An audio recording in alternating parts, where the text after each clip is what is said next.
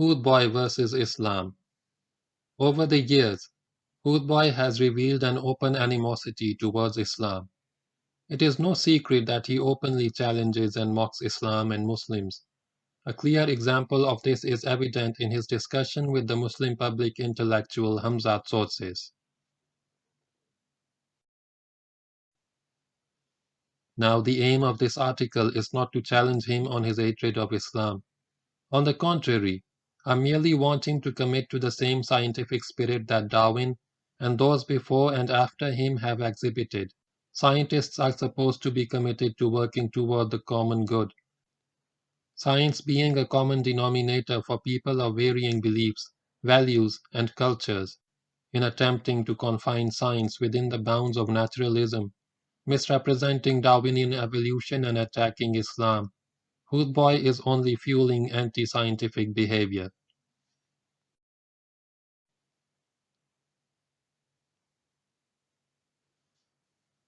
Hoodhboy claims that Muslims have spread the virus by not following basic scientific guidelines. On principle, I find myself agreeing with him in the sense that no one should be carrying out any actions that could further the spread of COVID-19. If Hoodhboy was sincere in his attempts to warn of the virus, he could have pointed out that Islam recommends quarantining, instead of attacking Muslims and blaming their faith in black seed oil and prayer. Having lived in a Muslim country for so many years, has he not heard the hadith? If you hear of an outbreak of plague in a land, do not enter it. If the plague breaks out in a place while you are in it, do not leave that place. The dissemination of such information may have helped in improving the situation and would be more likely to positively influence the behavior of the aforementioned Muslims. It is also important to question his singling out of the Muslims when there are plenty of non-religious people who are churning out anti-scientific conspiracy theories linked to 5G and attending secular events such as matches, conferences, and weddings even after the outbreak of the virus. Why does he consistently turn a blind eye on the secular community, pointing fingers only at religion and accusing religious people of being anti-scientific? Hoodhboy should know better than to make such accusations. As the adage goes, pointing one finger has three pointing back at you. Over the years, his fellow atheist socialists have shown resistance to science and promoted pseudoscience.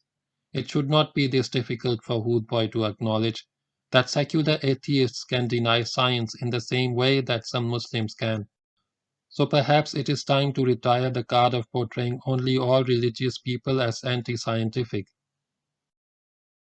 Hoodhboy's attempts to vilify Islam are, to some extent, rather amusing to witness. His favorite way of mocking Islam appears to be through the proxy of Maulvis. In this case, he quotes Maulana Tariq Jamil on the subject of the virus.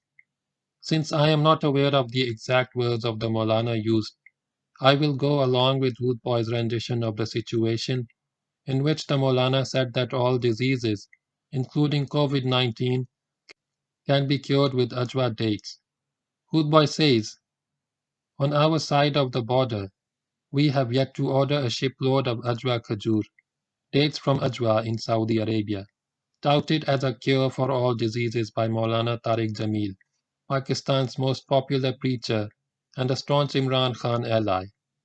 Nor is the government arranging sacrifices of 1 million kala bakras or mass importing olive oil and kalonji. To put it lightly, this is nonsense. The beliefs perpetuated and mocked here are exaggerated and out of touch with reality. The classical scholarly understanding is that some medicines such as black seed oil, ajwa dates, and honey should be used on a regular basis for general health. However, this is supposed to be in addition to a search for individual cures to particular diseases. In other words, these prophetic medicines are complementary, not exclusive of other medicines.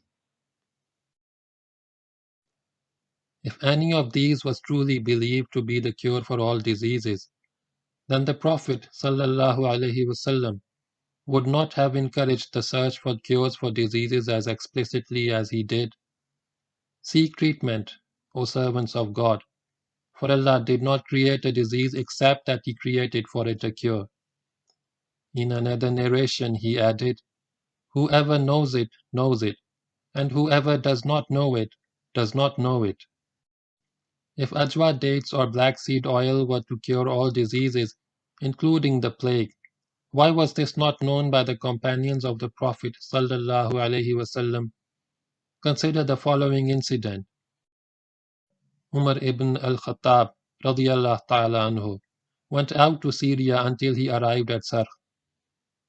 The commanders of the army, Abu Ubaidah ibn al-Jarrah and his companions, met him and told him that an epidemic had befallen the land of Syria.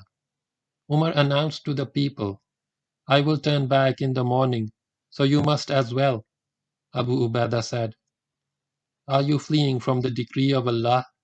Umar responded, Would that another had said so, O Abu Ubaidah. Yes, we are fleeing from the decree of Allah to the decree of Allah. Do you not see that if you had camels descending in a valley with two fields, one of the fertile and the other barren, you would graze in the fertile field by the decree of Allah, or you would graze in the barren field by the decree of Allah? Why, if Hoodhboy's view of medicine in Islam is to be believed, did Umar radiallahu ta'ala anhu not turn around and inform his army that the plague could be defeated simply using ajwa dates or black seed oil or honey? The answer is clear. He and the other companions understood that each disease has a cure, and Allah heals whom He wills. This is certainly not the first time that Hoodhboy has made a strawman argument, proceeded to knock it down and seemed quite pleased with the outcome, and it doesn't seem like it will be the last. Attacking Islam alongside Muslims and their practices and beliefs has been a part of Hoodhboy's narrative for well over 3 decades. See his book, Islam and Science, Religious Orthodoxy and the Battle for Rationality. In spite of this long-standing commitment, the arguments even then were not his own. He has been recycling Orientalist fables that paint Islamic creed as incompatible with science and propagating the idea that Islam was not the cause of scientific progress in the Muslim world. Despite the fact that both of these claims have been thoroughly debunked, see Asadullah Adi's article on the matter. Hoodhboy has not stopped repeating them. It may be proposed that Hoodhboy needs to embrace the findings of evolutionary psychology. Even if he believes religions are false, he needs to question the reason behind their persistence. According to the evolutionary process, truth has no intrinsic value. It matters not whether a belief is true or false, rather if it serves to enhance our evolutionary fitness. Evolutionary psychologists have argued that religion survives due to its adaptive value, in that it reduces stress, increases life expectancy, increases reproductive success and social cohesion. In the words of evolutionary psychologist Brett Weinstein, religion is literally false but metaphorically true. There is irony in the paradox, then, that Hoodhboy wants to attack religious people for denying natural selection when it is the very reason why they deny it in the first place. As a philosopher of biology, Alex Rosenberg points out, the hypothesis that organized religion has adaptive functions for people and groups is backed up by a fair amount of evolutionary human biology. It couldn't have done so except through the false beliefs it inculcates. Of course, all the religious beliefs that natural selection foisted on people made acquiring scientific truths about the world much more difficult. Hoodhboy needs to adopt Darwin's pragmatic, scientific spirit of working with those who hold opposing views, even if they are from the opposing theological spectrum. Asa Gray and Darwin had cordial, friendly working relationship, despite the differences in their belief in God, with Gray being a firm Bible-believing Christian.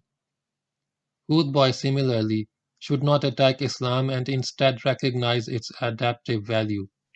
It would be beneficial for him to work with the likes of Muhammad Umair to save lives during this difficult time, instead of attacking people for beliefs they hold by design of natural selection. Don't attack Muhammad Umair for his religious views and scientific work. He is genetically determined to help save lives. In fact, this is not due him selfishly wanting to increase his inclusive fitness. Rather, his behavior is probably better explained by the neo-Darwinian idea of reciprocal altruism.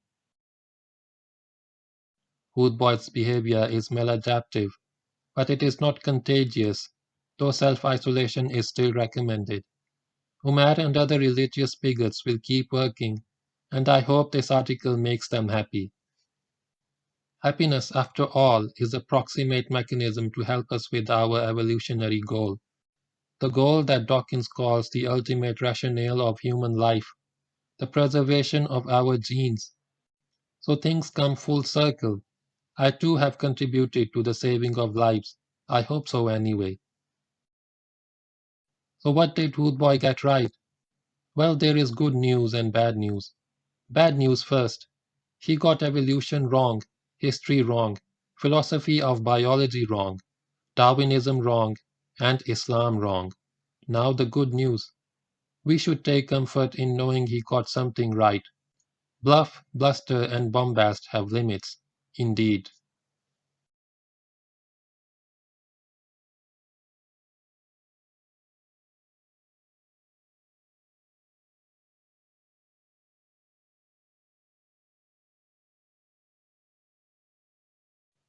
End of the article.